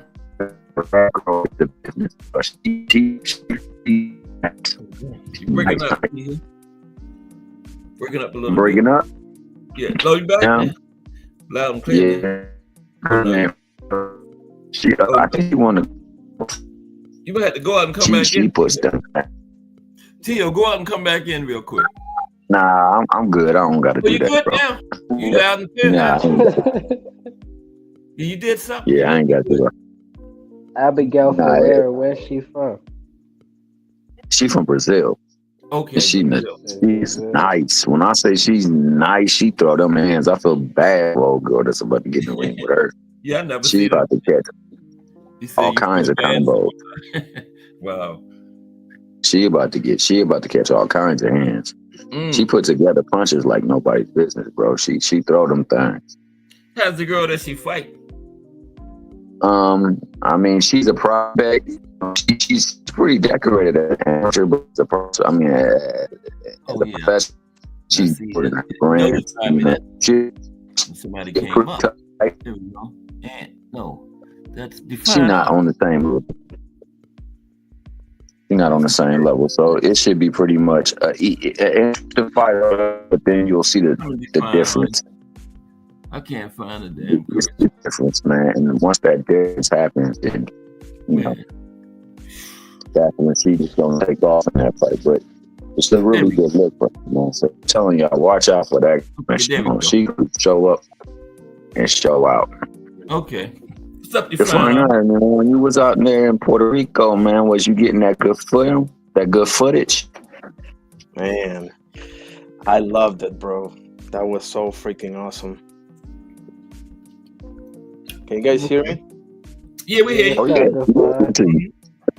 You know, I wanted to get Liam Paro, and that was after the win, the face-off and stuff. Yeah. And I got this dude that I think was his manager. I'm not sure. That's what I think. And it was like, hit me up on Instagram, and I hit him up, and I never got a response, bro. Who told you that? The manager or Liam? No, not Liam himself, unfortunately. The manager, okay. Yeah. Otherwise, I would have gotten an interview with Liam Paro. But what are you gonna do? Hey, did you get the interview with the Puerto Rican girl? You say you wanted to interview the Puerto Rican boxer? Oh yeah, she really put it on her opponent. She did. Okay, I didn't see that. Jessica. She must have been on the non-televised version, right? Yeah, she was. Got in, and she was the first fight of the night, actually. Oh, the first one. Okay, I meant to watch her too after you had mentioned. I ain't gonna lie, bro. If she's like up and coming, and she's a woman, they're definitely gonna put her as the first fight. Yes, that's true. Man, she get a fight. It's just how they do it right now, man. But I think if we can get more matches to scale what you saw in the both matches with Cameron, not Cameron, but Amanda Serrano and Katie Taylor. Yeah. Yeah, Cameron too, because Cameron put on a good fight with Serrano. I mean Taylor. I don't know why they those fights. You can get those fights. I'm not talking about, man, and this is no shade at all. But I'm not talking about people that's getting in the ring with people to win belts, and these people that they getting in the ring with shouldn't be in boxing. Them two girls that fought on that Jake Paul card, they truly were the main event, bro. Truly were the main event, and they lived up to that. If you get fights like that, then you'll see more people following in to see women fight, bro. Because when you look at it, man, they don't be seeing women as like athletes to fight and do things like that, and it's a shame because some of them women really do fight. Like, that's really the reason why. She's truly a fighter, bro. If you really go back and watch her footage, man, she was a boxer, bro. That could hit you with some things, man. So it was like she was soft, but that's just the thing that they say. They say, well, the competition wasn't good, man. Competition was good. Competition was good, man. She just was better. And, unfortunately, because she's linked to her dad, they felt like she got the pass. But, man, if they fight like Amanda Serrano and Katie Taylor, people following in to see that. And that's what I'm saying. This girl, Ferreira, I think her first name is Abigail. I want to say it is. But I remember watching a couple of her fights, like, she putting things on folks. She really do. Who you was talking about, Layla? You was breaking up. I was talking about Layla. I'm pretty sure you probably don't like Layla either. Yeah, what you mean, Layla? That's my favorite female fighter. Oh, okay. You got Katie Taylor, Clarissa Shields. That's the top 3 for me. You know what I'm saying? Amanda Serrano, she's top 5. You know what I'm saying? You gotta give Katie her award for Fighter of the Year. That's what I'm saying. Man, No, you I said never that hate. a I couple of never hate on. times. I never hate on Katie Taylor, but I I'm do serious recognize, man, though. whenever it gets big for her, she do some stuff that you're not supposed to do in the ring, dog. She get away with it.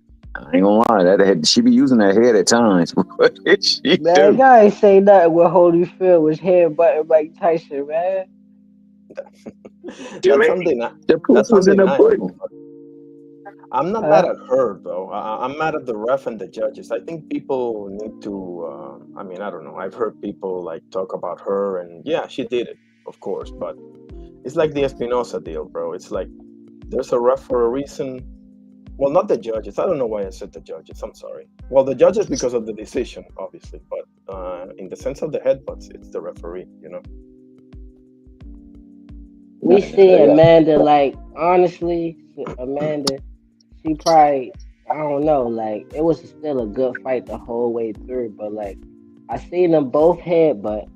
I don't know if we gonna ever admit to that they both headbutted. But, like, then we see certain unspoken rules in women boxing, like, they don't really hit to the body like that. For some reason, women don't hit each other in the stomach like that, like professional boxers and stuff. They don't really do that. I've watched women enough to see that they don't really do that too much, like unless they real savage for 'em. Like, but like they was both headbutting. Then it's just like I ain't see enough as Amanda for the cut to give that an excuse. Like she got outclassed in the later rounds. Like Come that's the on, issue. man. She came on strong. She showed that power, the size advantage, which is surprising because how many weight classes she came up, she still had the size Our advantage. advantage, Katie. Amanda had the Oh, size okay, okay. advantage, but Sorry. that's a surprise because she came up from like low weight classes. But like, yeah, like I That's ain't good. get that an excuse to head, but like if she would have finished strong, but I mean she had a big cut, so that's definitely a disadvantage. But No, like I think Amanda won the fight anyway. In my opinion, I she don't won the think she fight won. I anyway. think Katie won that one. I think she outclassed her. Like she should have tried to stop her They gotta with the do it power again. Would you advantage agree that with she that? had. You think they gonna do it again? I think they should, man. I do want to I see don't that know again. if she's gonna do it again because of the simple fact, man. On both fights, she outpunched her, she outlanded her. She had the more devastating punches land upon her opponent, and she still lost. She But punched like like, 30 more punches. That stuck no in my way head. to slice that.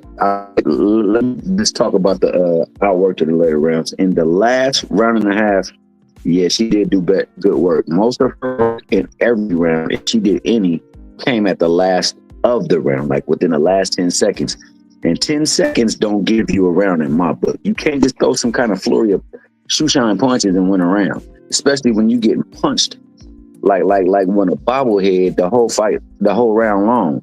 Like, I mean, I give I her mean, that Sugar Ray because beat Marvin like that, and that is Yeah, she pulled the Sugar do Ray you really controversial. believe Sugar Ray won that fight though? Yeah, I do for sure. You think Sugar Ray won that fight?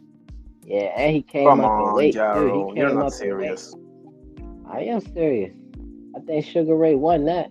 He finished strong. If you fighting, what was that, 15 rounds?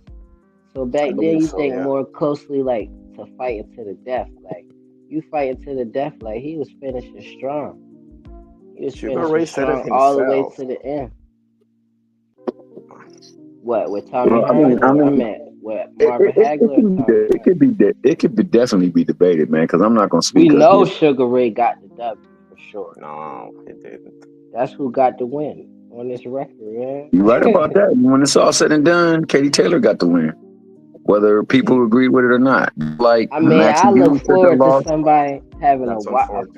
fight watch like and breaking that down. Like I'll be there. We can speak on it like Hill. round by round. And McCoy, we got to get that fight watch going now where we break Cause that that's down, where we slow it controversial. down so people can see the action that really took place. Because a lot of times we look at just believe things are landing. Case in point, we Let me ask y'all a slowed down the question real quick. Barrios fight. Have y'all Go been ahead. talking all along? Because I was out. Yeah, I man. was gone. Yeah. Y'all was still communicating? I Yeah, was out. we was communicating. Okay. Proceed. Okay. I'm back.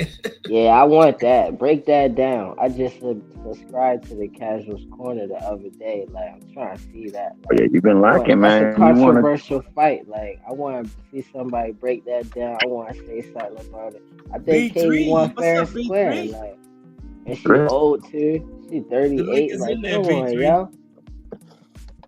She in there with a 38. That young lady sitting there. She got the old school treatment. You know what I'm saying? She got the That's elder good. straight do that to her, outclass her in that ring. That's all that oh, oh, means. you ain't never lied, my man. And my man B3, yeah, when he had his head bouncing What's up, back like a B3? bobblehead, I definitely gave him them rounds. You ain't The link never is lied, pinned in bro. there, B3, if you're interested. Loma was pushing that big boy back the whole fight long, had his hand on a bobble, boy. You know he was giving your boy the business, dog. He know it too. That's why when the 12th round came, they had that look on their face. And tell me that don't look like a winner, or that didn't have the look of a certain winner, boy. That had the look of we done messed around and found out. So yeah, you know what I'm saying. The pity pat flurries that she was doing at the end, yeah, they kind of look good, but you know, if you getting boxed the whole round long and you do 10 seconds of fame, man, it people will expect. Tell I her to I think still create. Katie's will watch punches it the definitely whole body was of the more effective later in the fight. Her punches was the hitting last different. round and a half, bro. The last round and a half, I agreed with you. But then you do But gotta half think of of the the headbutt. ninth They round, both headbutted though. oh no, clash happened. She went past and then swung it back to the right where the eye was cut. If you slow it down, you'll see her swing back to her. He lunged for it and then swung back into her. That was intentional, bro. Yeah. I just And don't that was think when that she was they like catching a flurry at that time. they not I mean, strict enough on headbutting though. they're not strict enough on headbutting, on excessive grab, and on top of elbows. The elbows changes fights as well. Too. Okay, B3, sorry. Clearly, that fight swung when Benavidez landed the elbow. I think that elbow kind of like shook my man, and he was able to recover My for bad, a blood. B3. My bad. My bad, B3. I You wasn't paying good? You attention. good, family? What up, Cass? What Okay. up? What up, everybody? What's happening? What's happening? Was that was Man, I can't That's my call. I guy. had to jump. Hey, y'all keep cooking. I had to jump on and talk about this Katie Amanda. That was one of my favorite fights, bro. Because Katie was It clipping was her a with the tremendous fight. counters off the back foot, beautifully. A tremendous fight. It was a tremendous fight. Yeah. I cannot hate it on was a that. good And I fight. That can't was hate on good. Katie Taylor. Katie Taylor is a tremendous fighter. They supposed to Mhm. bring the women's boxing up for that one. That was a good one. I think that fights like that can do a whole lot to help the sport grow for the women. I wanted her and Cameron Absolutely. trilogy, man. I don't know why they didn't have that trilogy, her and Cameron, remember? They had two good fights. Cause she know that second fight she didn't win that fight. Cause she know that. She definitely know that. Hey, I'm with But my I'm bro. pretty sure I love some Katie Taylor, but nah, she didn't beat Cameron either fight. I didn't think so neither, B3. We watched that. I gotta watch Hey, it again. Cameron pretty Oh, strong, man. Cameron. Mm-hmm. What Cameron y'all was think doing her. about what y'all think about Natasha Jonas' fight this week? Y'all think she still got anything left? I think it's gonna go a long way to tell her whether or not Natasha really is the business. Yeah. I don't know too much about this woman she's fighting, though. Me neither. You'll probably know how to pronounce the name. I think it's Habazine. Yeah. Something like that, yeah. She fought. I was watching her this morning. She fought Mhm. Clarissa. She did 10 rounds with Clarissa and 10 rounds with Katie. Okay. Not Katie. Terry Hawk. Terry Hart, okay. So yeah, so she's Welterweight, pretty right? good. She a boxer. She can box off the back foot Mm-hmm. real well. She don't have no power, so I think Yeah. Natasha should be all right in that match. Yeah, but Yeah. if Natasha say who she say she is, then she should get her up out of there.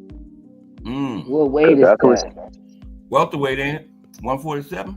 I think. Got to be, because Lauren Price on the undercard. Yeah, they trying to make that. Mm-hmm. Yeah. But I was telling them about your girl Ferrari. You know you know her, man. Of course, Beatrice. What? That's Yeah. it, Beatrice, not Abigail. Beatrice. Yeah, I've heard of her, Beatrice. Yeah. Yeah, Beatrice she Pereira. is the stuff right there. And Yeah, I like her. She be putting them things together on folks. I Oh, was that's the one you surprised was she talking lost about, to right? the T Hill. Yeah. Beatrice. She Yeah, ever been Beatrice. tested though? Y'all Hard seen for her women lose to in the be Olympics? I was shocked. Would she get the bronze? She came in second. Man, I listen. I had her pegged for the gold. So when she lost it, I don't even know where she placed. But Oh, I think okay. she did. I think she got either silver or bronze. Okay. Yeah. Damn. You remember who she lost to? I had to look it up. What Olympics was that, B3? Say that again. What Olympics was that? That was the last one. The one that Last just one? passed in Paris. Yeah. Oh, okay. This year. She had left out of the pros and went to the Olympics. I don't know. Yeah, I if you heard remember something that. about that. It wasn't controversial, but it was a known thing. Yeah, I read about that. Yeah. That she was going to do that. Yeah, I remember that. Yeah. She went out to compete in the Olympics. Also, then you seen her fight then before, Kaz. If you seen her fight, then you know, man, she is a problem in that ring. Yeah. She probably fought on the Devin Haney. She probably fought on the Devin Haney Regis card. You ain't buy that pay-per-view? No, I think I saw Tia was saying another name. I didn't recognize the name. Yeah, I was saying Abigail. I was said Beatrice. That's when I said, "Oh yeah, she's like that." You got it though, Beatrice. Beatrice got the hands. Mm-hmm. Yeah, she was on that card. Yeah, she was. Yeah. With Regis and them. Where's Regis? Oh, he lost to Jack. That's why he did fight again. Yeah, he did. I think he said he gonna stay in boxing too. Is he? He said that? At 140? I don't think he got too much. Well, you gotta understand. When these guys, when they don't get stopped, they can still get a big fight. And that's true. Of course, that's a good point. And especially when you win rounds, because Regis was winning I think in the first 6 rounds, he may have won 4 rounds. Mm-hmm. So he wasn't doing too bad early. Yeah, he wasn't doing too bad. So that's what I'm saying. When you do a decent performance, even though people can kind of see you at the tail end, right? You know, you can still get a decent payday. Cause you're right, and you ain't getting stopped. That conflicts with what he said. He said he wasn't going to be nobody's journeyman. Journeyman said. I think journeyman is. No, he can't. I think a journeyman is, let's say, if you had Abdullah Mason or somebody that's not. He means like somebody that's still on the rise that you trying to build your prospect against him. Yeah, that's exactly what he ain't trying to fight Jalil Hackett at 147 because you're trying to build up Jalil. He's talking about he would fight. Let's say if Top Rank wanted to give Tio a state dizzy fight, instead of a Steve Claggett, why not Regis Prograis? Hey, B3. They might do that because they probably feel they could win that fight. Regis think he can still win, man. Of course. Think about it. I know him and his family gonna take $300,000-$400,000 every day of the week. Oh yeah, that's good money, man. So, he said he could still win, but that pisses me off. I like Regis, but he fighting with. No, I said he thinks that. I don't think so. He thinks he can. Hear that, man. I don't think he beat none of them top guys. He do it. I mean, when you check that ring, you gotta feel like you still can win. But but deep down, man, he know his best boxing is beside him, bro. I'm pretty sure he's well aware of that. So I understand what he's saying now. If I'm gonna get to fight a freaking Teofimo, then I'll make that fight. But I'm not trying to fight somebody like Jalil Hackett and run the risk of getting stomped out against somebody that people's favorite fighter out here calling bums and whatnot. Well, see, did Devin call him a bum for real? I didn't see that. I think that was the implication. Devin called him all kind of stuff, dog. And Devin said, "How old is Devin? How old is Jalil? I think Devin like 26, Jalil 21." Yeah, Jalil. That's a bad look for Devin. Jalil 21. Can't be talking about. And Dev is looking for a tune-up fight. And he said that would be the equivalent of a tune-up fight. So I say run it. Nah, they put words in his mouth, Cass. Don't believe this propaganda. I don't remember him talking that bad. We ain't gonna support the black on black violence. If they fight, I give Devin his credit though. That's a be his toughest That'll fight be in a his dang good career. fight for a tune-up. I'll just tell you that. Man, that'd be the toughest tune-up in the history of Nabil Hackett gonna tune him up. Devin to be fighting for his life in that ring. Yeah. Damn. Hold on, don't let me get off before I say this though. So like I said about Tank versus Bud, right? So yeah, keep complaining about the weight difference and all that. They only a weight class and a half apart for fighting at 145 catch weight, man. So they say Bud kind of 145, Tank kind of 145, and then that's two brothers coming in and keeping the sport alive. Like when I watched the Gamboa, I think that might be their only common opponent is Gamboa. I watched Yeah, I Bud believe it fight. is. I watched Tank fight him. Like Gamboa versus Crawford was probably Crawford like best fight far as just like excitement, entertaining. And then Tank, I don't know which one like yet, but like just watching them both face Gamboa, they all three gained a lot more respect for me, which is saying a lot. Like especially But the difference Gamboa, like between They didn't when fight he was the same dude. the say that difference again. between the Gamboa that Tank fought and the difference between the Gamboa that Exactly. Bud fought is night and day, bro. I mean, Nah. No, I I see what you're just saying, watched it. People P-Boy. Like forget how it's highly not touted no night Gamboa and was. day. Like the difference is who the opponent is. Like Tank and Gamboa are closer in height, and then the difference in their fighting style. Like Crawford, he'll fight down to his opponents. Like and he been cautious at the same time. But like, so let me ask you but this: what Tank did to Gamboa, it was nothing. It was a swarm. Like he slaughtered and Gamboa. But Crawford, you he know, he but you was know, like he was Gamboa was a playing little with his injured. food. Nah, but he got injured because he got surprised and got dropped and fell funny. And Right. his leg was funny after that. I ain't see nothing wrong with his shoe. I'm gonna be honest with you. Just I from my thought that was a perspective on ploy to give him Gamboa in time. general, I think Gamboa gets a bad rep for getting dropped so many times in his career. And like Crawford did fight the fresher Gamboa, but I'm man, gonna be he's honest way with y'all. pressure, bro. Gamboa is one of the tougher, sturdier opponents because he understands how to maneuver himself in the ring. You know Yep. how to survive Okay, in let the me ring. let Yeah. me So say Yeah. this: Gamboa the Gamboa underrated. that He Crawford is. fought would not have lost to Pitbull the way he lost to Oh, Pitbull. hell no. no. But that was Absolutely not. way after Devin had fought Gamboa by then. That Yeah. was not too far removed That from was fighting not the Tank. same Gamboa was in there Yeah, but sturdy when you're he making fought my Tank. point. I mean, Go ahead.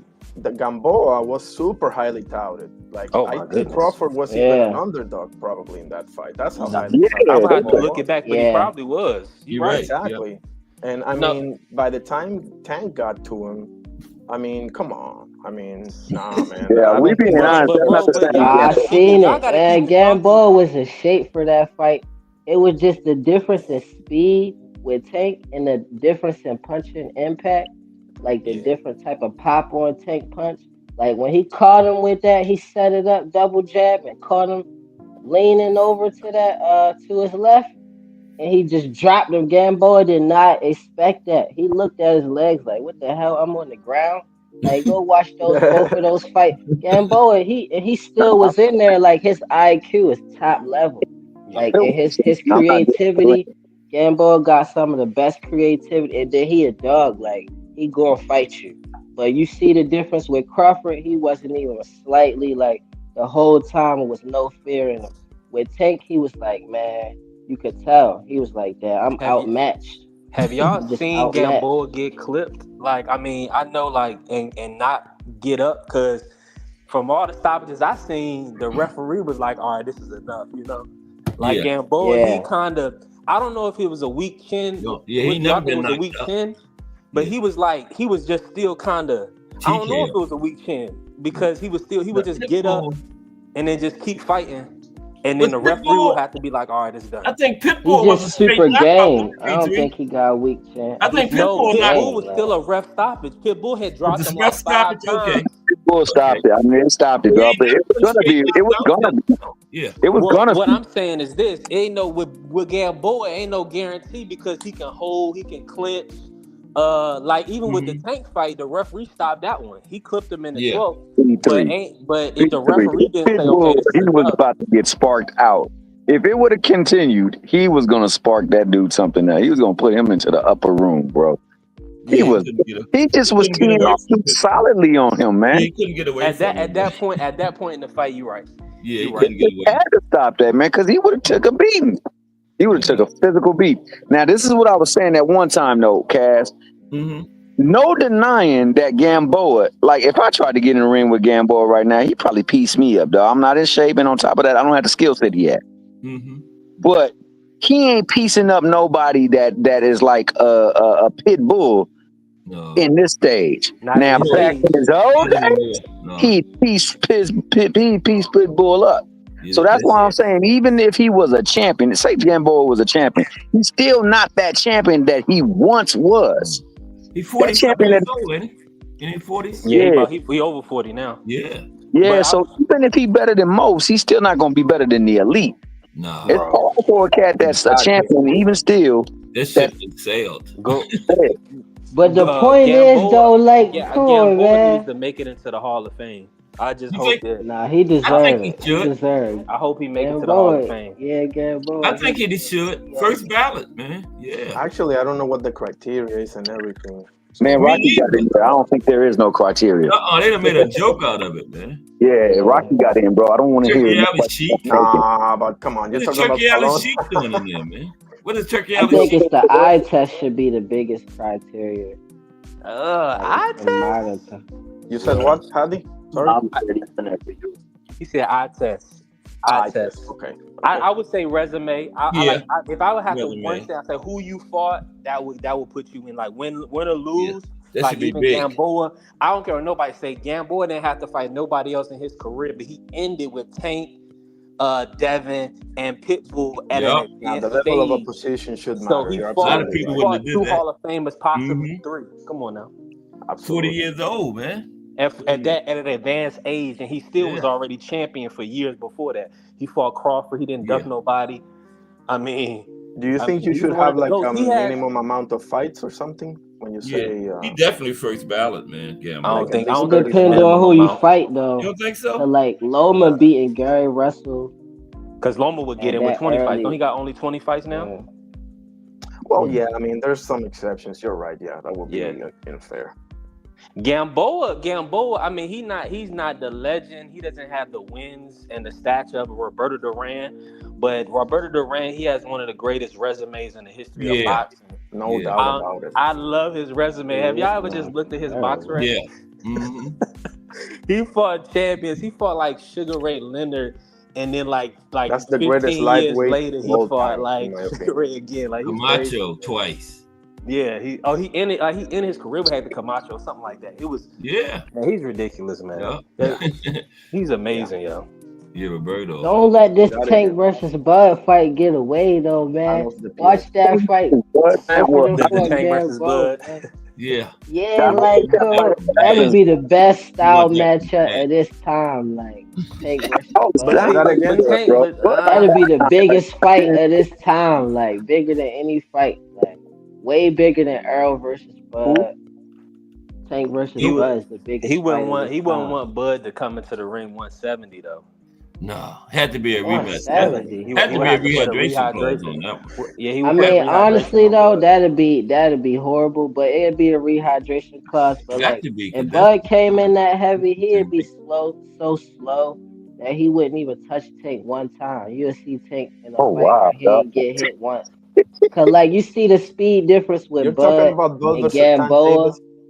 Like Gamboa was piece of Bud. He was and you keep bringing up Gamboa as if it's. Tell me why you're saying Tank. Gamboa wasn't. He still had it when he fought Tank. He was still strong. Go ahead and finish your question though. That Gamboa that fought Tank with a pieced up pit bull. Let him ask. He'd have made him look stupid in that ring. He'd have never hurt his leg. You have a none thing of with that. Bud Crawford, bro. You have a thing with Bud Crawford. I don't know what. But pound for pound, number one, he one of the most entertaining, exciting fights in the modern times. It's Bud, like, and then Tank too, like. That's number one and number two for me. Like, let me tell you something. Bud Crawford can beat any fighter, except for past Canelo. or present. Past or present. You can't beat Canelo. I don't think Canelo's he beat big Canelo. though. He's too big though. Come on, that's a He's weight too advantage. big. No, He's he's talking too big. about between 135 and 47. Yeah, I'm Canelo not was talking stop. about Canelo. Anybody, Go I up ain't there, talking Canelo about was stop, Canelo. bud, man. Canelo got beat by Floyd though, and he a He much was down smaller there then, man. though. It wasn't that Man, much I don't difference. give him pound you're for talking about a pound. different level of fighter, bro. Floyd definitely a different level of fighter. Bud is not on Yeah. that level that Floyd is on. Yeah, Okay, Floyd so knew how to hold on, fight. So Divine if you Irony. I gotta ask say y'all the this. Crawford that fought Gamboa and Tank that fought Gamboa, they both fight. I got Tank sleeping them. Sleeping Crawford? Cause Crawford fought Gamboa at 135. Yeah, 135. Right? Yeah, I I don't mean, know, man. but you talking about an immature Tank too though. So like I don't know. Yeah, and that Tank was more immature. Yep. Still got So I Tank don't know. just I got a question for overwhelming them. y'all. I got a question for Divine Irony. Since you said that about Crawford beating anybody, what you think about the matchup Crawford versus Aaron Pryor all-time matchup? How you think that would play out? Aaron Pryor, bro. That's a Damn. savage. Ooh, I don't know if he ready. I got bought on that one. You got Okay. Yeah, Bud Crawford beats him. I gotta go watch the old Aaron Pryor. 140 Crawford. You taking 140 Crawford? I like that. 140. I don't know when. I struggle a little bit when I get to like this division. This guy was better than in this division, so I'll struggle because it's I will timeline. You gotta make sure Pride don't have that bottle over there in this corner. Don't get me Nobody started beat him on with that that one, bro. bottle over there. Nah, He that's said why I said cocaine and all 140 his because juice he in was the there, man man. at 140. Nah, but I It's just like I just don't think they're going they will risk Tank, bro. Like they're not gonna risk him with anybody that big without a rehydration clause. And that kind of, and that's just business. That's not nothing personal to Tank. That's just business and understanding of these dudes are bigger. So like even with a Jake Paul fight, I think Netflix would do the fight. You know what I'm saying? Because it's they did Mike Tyson. So why wouldn't they do an exhibition between Jake and Tank that 100 and 250 million people watch? I would see that. I could see that after he retires. But man, I'm not talking about no fights for Tank unless it's them 5. He got 6 fights. T.O., you didn't even remind me. Huh? You didn't even remind me about 4 I'm o'clock. sorry because we started hearing Bud and Tank and Bud getting knocked out. Pound for pound number 1 and pound for pound number 2, and the fight is possible. Why not make that fight happen? The fight is possible. The way it's not. Pound for pound number 2. I wouldn't mind seeing it. You said Boots got pound for pound number 2? No, Usyk. It's Bud. It's Bud. I'm not talking about Usyk, man. I'm not talking about no Usyk. I think 1 and 2 is Bud and the Monster. You got to. Yeah, we talking about skills. Like, on what criteria is he pound for pound number 1? I think that's just about resume. Is we talking about skills, eye test, everything, or just resume? So what do you not? All of the above for pound for pound. What do you not like about? We talking about size. Like, drop some pounds and fight at 135. What's going to happen to Usyk, man? He's fighting people bigger than him. He's breaking them down. But what weight did he start at though? Was it cruiser? 200 cruiserweight. I think it was cruiser. That's not pound for pound number 1 to me. That's not. Nobody said he was number 1. He's number 2. Who has had a harder road to undisputed than Usyk? Give me a name. A harder road to undisputed? Oh no, nobody. He did it twice. That's not even close. That's not even close. I could give you that. Point. But that's all about size, though. That ain't about everything that takes for pound for pound. No, you missing it.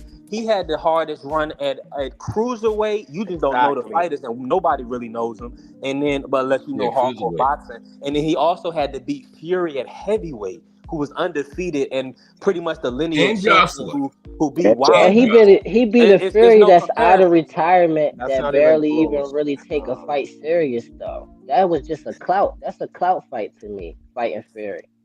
I don't think he had enough credit for beating Anthony Joshua neither. Because he been old, and then as far as experience, and then he don't even take these fights seriously. Like what they dealing with, somebody who just gonna lay on you the whole fight. We can't. I can't disparage Usyk at all, bro. Not one bit. Not one. But I think if Tyson actually took these fights seriously, he's sleeping. That dog out of that. They fight next week. Hey, let me just say this to T Hill real quick. I want you to hear this, T Hill. T Hill, you heard what little bro just said. He just said that he don't want to hear nothing because Fury is close to retirement. He had all them fights with Wilder, whatever. He not really. No, he out of retirement. Wilder's skill is different. See, but you see how and that kind of kind of Wilder ain't never been pound for pound number one. So just remember that when people start talking about rehydration clauses and all that type of stuff, because we know that definitely impact the fight. Usyk is Fury's only loss. If we gonna say he just was giving us his thing about why Gamble. No, but heavyweights ain't never been in the pound for pound like that. It's just been heavyweight been a separate thing from other stuff. Like we talking about size, it's a disadvantage for pound. For heavyweights, they can't even fight at all those divisions. Historical. Usyk is doing something he's transcending the sport. Usyk is like Steph Curry in basketball. Usyk is doing something only like Evander Holyfield did. Man, I got much respect for Usyk, man, but that's crazy. That's overhyped. Kudos to you on that analogy, for real. Transcending the sport. How is he keeping boxing alive?